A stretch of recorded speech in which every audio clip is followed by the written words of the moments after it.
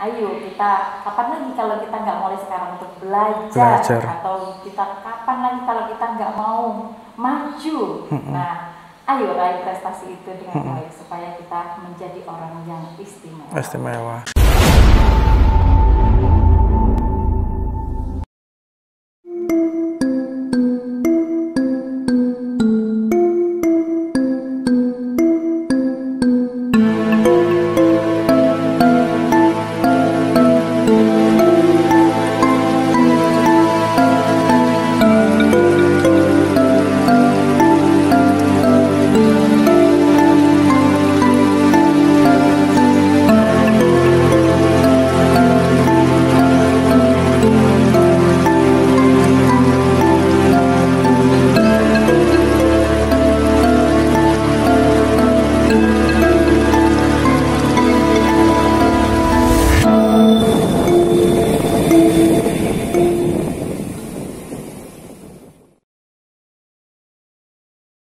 Kenapa sanggarnya Mbak Sri ini mau menerima murid dari disabilitas? Kan biasanya awamnya itu kan orang-orang yang non Mbak ya. Ternyata ada yang mau mendaftar, Mbak Sri pun masih menerima dan mau mengajarkan mereka untuk menari.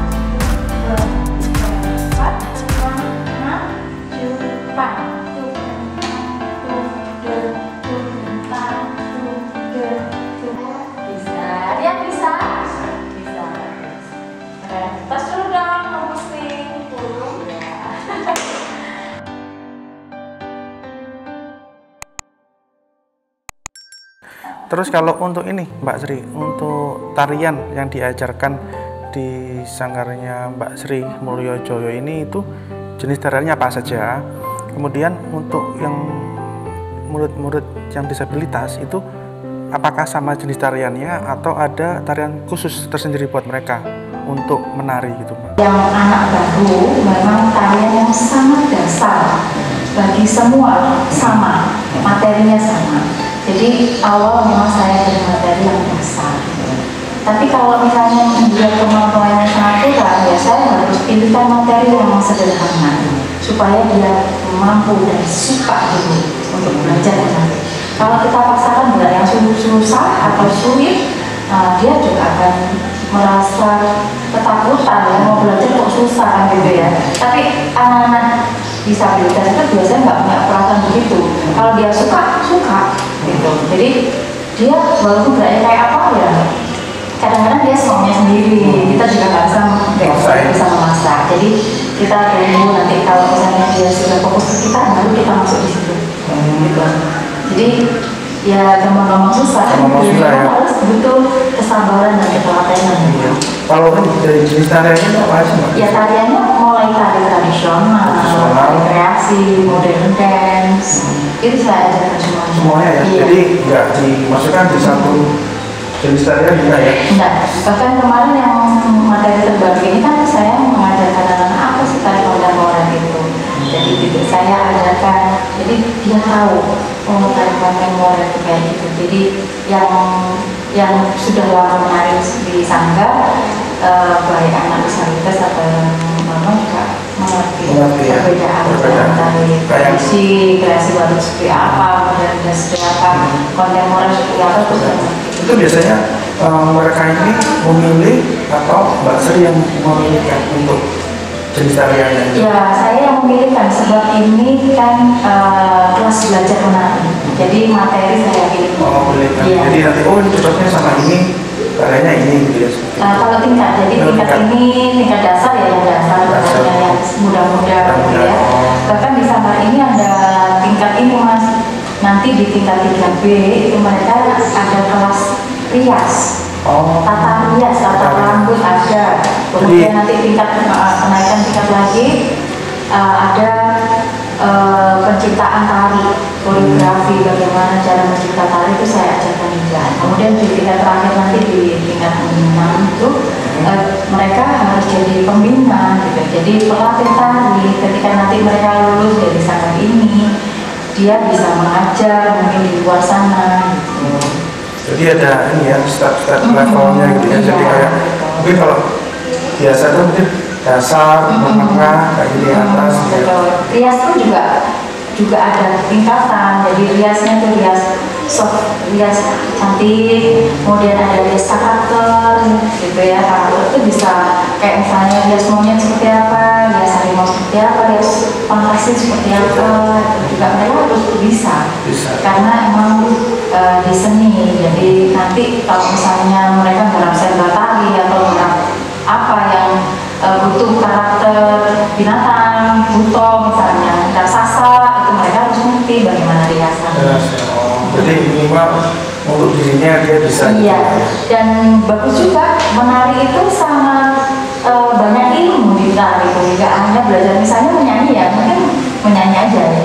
Tapi kalau di menari itu bisa mendapat satu keahlian. Jadi misalnya dia jadi penari bisa, jadi pembias bisa, penata rambut bisa, penata busana bisa, kemudian jadi pencipta tari atau guru tari.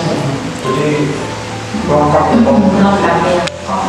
Kalau ini Mbak, kendala ya Mbak yang ditemui ketika Mbak Sri mengajar murid dari disabilitas itu kendalanya apa yang biasa dihadapi? Ya kendalanya kalau pas kita ngadepin murid yang nggak mau tentunya ya.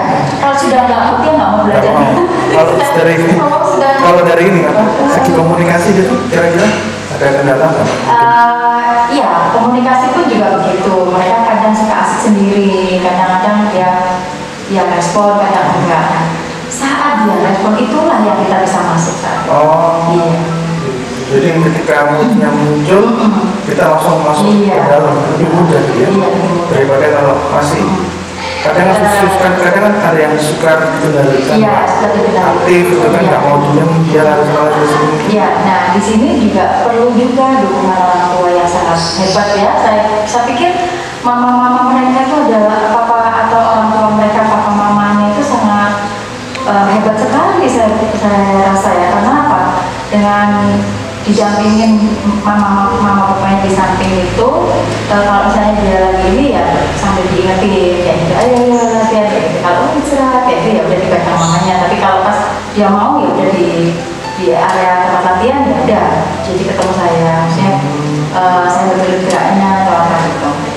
Kalau ini Mbak untuk alat bantu ketika mengajarkan mereka itu ada nggak? Atau mungkin mereka menggunakan alat bantu apa pun ketika belajar ini? Iya, selama ini untuk alat bantu saya nggak pernah pakai ya. Saya alat bantu apa pun enggak. Kalau yang ini Mbak, mungkin yang tunarungu. Mungkin pakai alat bantu dengar atau itu. Oh ya, untuk tunarungu kan mereka sudah punya alat pendengaran yang diterima. Jadi mereka masih menggunakan. Jadi iya, mereka menggunakan itu.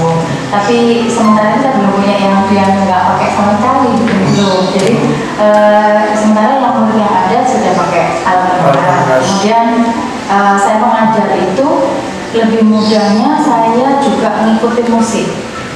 Kalau hitungan dia bingung. Jadi saya memunculkan satu imajinasi dari rasa. Jadi musik itu biar dirasakan dirasakan sama mereka sehingga dia bisa memahami geraknya. Gerak ini itu gerak kentung misalnya.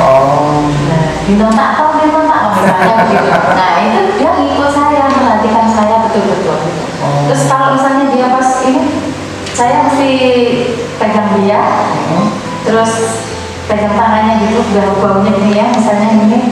Terus saya patah matanya biasanya, ayo lihat Bu Sri. Itu baru dia kalau sudah lihat, nah saya langsung kasih contoh. Biasanya gitu. Kalau pas ngajak. Jadi biasa saya sering gitu. Pasti saya fokuskan mata saya tadi yang dulu, kemudian saya ajak saling bersinergi dalam gerak. Kalau ini untuk pengalaman selama ini yang Mbak Sri alami ya, pastikan ketika mengajar itu kan ada hal yang menyenangkan, terus ada hal yang kurang menyenangkan. Mungkin bisa diceritakan tuh pengalamannya Mbak, yang menyenangkan seperti apa, atau mungkin yang kurang menyenangkan apa ketika belajar menghadapi mereka itu Mbak Sri. Ini mereka yang disabilitas. Iya, disabilitas khususnya seperti itu. Iya, yang saya sedih kalau dia nggak bisa dalam satu pertemuan, misalnya dia lagi itu nggak mau memang ya. Salah satu problemnya dia misalnya pas nggak mau. Itu yang kurang. Iya, jadi saya juga sedih. Anaknya kesini, mamanya udah jauh-jauh sini, terus dia nggak mau latihan, cuma merasa capek misalnya. Gitu. Dia nggak mau lagi, cuma ngomong aja, itu juga susah. Oh ada gitu ya? Datang cuma. Ya. Karena dia merasa capek gitu ya. Tapi yang bikin senang itu kalau dia itu saya sampai terharu itu misalnya nih hari ini latihan, terus tiba-tiba gedung tidak ada pemberitahuan misalnya kalau tempatnya mau dipakai. Terus saya membatalkan gitu. Kadang ada tiba-tiba misalnya ada permintaan pentas di hari ini, terus saya gimana ya, saya cancel di hari besok. Saya tidak membatalkan begitu aja sih, tapi sebenarnya hari ini diganti besok gitu ya. Oh, digeser. Dia sudah semangat latihan, tapi terus telepon lah namanya.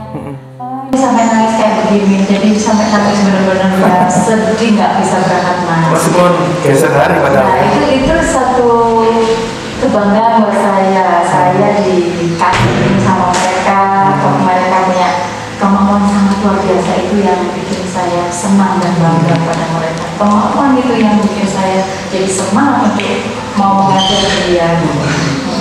Terus ini untuk yang masalah prestasi, mungkin dari sekian lama, kalau saya lihat kan ada beberapa piala, mungkin penghargaan ya, prestasi yang telah ditoreh sama Mulyojo Enterprise. Mungkin bisa cerita Mbak, prestasi apa aja yang telah dihasilkan dari sangatarinya Mbak Sri? Iya, kalau prestasi saya itu ya alhamdulillah, saya sejak 2014 itu kita sering ikut festival kita karya tari yang bisa menyuarakan oleh Disbudkan Kota Surabaya setiap tahunnya, dan kami alhamdulillah selalu dipercaya setiap tahunnya untuk mencipta karya tari, dan ya bersyukur juga karya saya selalu terpilih dan selalu digunakan untuk penyambutan tamu di kenegaraan ya, khususnya di Kota Surabaya. Kemudian kami juga pernah meraih pencipta tari terbaik, penyaji terbaik, kemudian penata musik terbaik begitu. Kemudian kalau yang disabilitas itu salah satunya yang paling lama memang cowok ya, namanya Dian itu, ia sampai baru-baru ini mendapatkan penghargaan sampai tingkat internasional gitu. Jadi dia bisa meremo ya. Terus dulu yang dia susah bicara, sekarang semakin berkembang bagus. Terus kemudian dia sedikit bisa hitung loh gitu. Jadi hitungan itu juga dia bisa gitu. Hitung itu kayak mirip-mirip ludruk ya? Iya, jadi itu seperti remo. Ada terbangnya itu di tengah, itu namanya remo hitungan.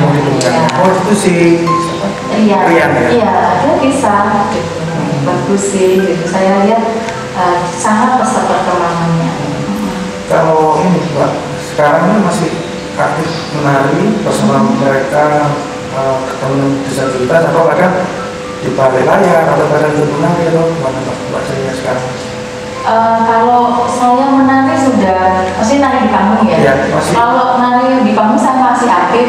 Aktifnya itu begini, kalau misalnya saya diminta kolaborasi dengan siapa, dengan seniman mana, saya masih aktif. Tapi kalau saya untuk keperluan sanggar, saya di balik layar karena saya sebagai pencipta tari, sebagai pemilik sanggar sekaligus saya adalah koreografernya ya, jadi pelatih koreografer. Jadi saya yang menari di panggung murid-murid sanggar tari, dan usianya pun kalau di panggung juga ada batasannya. Kalau sudah tua seperti saya ini nggak mungkin dong tampil di panggung. Jadi khusus yang kolaborasi dengan siapa gitu ya? Iya, memang permintaan. Jadi dari seniman-seniman di luar yang kepingin kolaborasi dengan saya ya, saya tampil gitu ya. Iya. Tapi kalau yang biasa ini lebih menonjolkan menampilkan ini murid-murid dari sadarkan dirinya Mbak Sri. Menari dari sangat belajar. Terus ini Mbak, ini kan sekarang ini di masa saat pandemi, mungkin apakah ada pengaruh atau dampak yang dirasain Mbak Sri dengan adanya pandemi, terutama dalam kegiatan mungkin pentas ataupun pandemi ini membuat semuanya tiarap ya. Dari sektor segi apapun ini, otomatis berdampak ke seluruhnya, terutama di bidang entertain ya, entertain seperti kita ini. Biasanya yang pentas seminggu 4 kali, 3 kali, kadang sehari bisa tampil 3 kali. Nah itu nggak sama sekali, nggak ada pentas sama sekali. Coba bayangkan, biasanya kan kita ada pentas, jadi banyak kegiatan pertunjukan gitu, banyak kita latihan yang sampai pulang malam-malam seperti itu kan. Nah sekarang tidak ada kegiatan sama sekali, ya rasanya itu sepi banget gitu ya. Jadi momen-momen yang seperti itu rasanya pengen pulang ya, betul, sangat dikangenin ya.